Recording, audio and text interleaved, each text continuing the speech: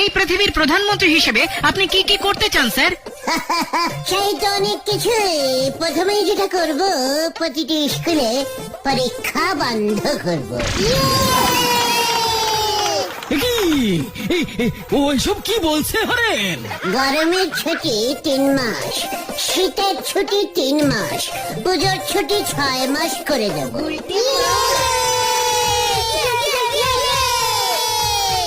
বাহ বাহ, শিক্ষায় এক নতুন দিক খুলে যাবে। আর কি করতে চান স্যার? ভাবছি টাকা সিস্টেমটাই তুলে দেবো।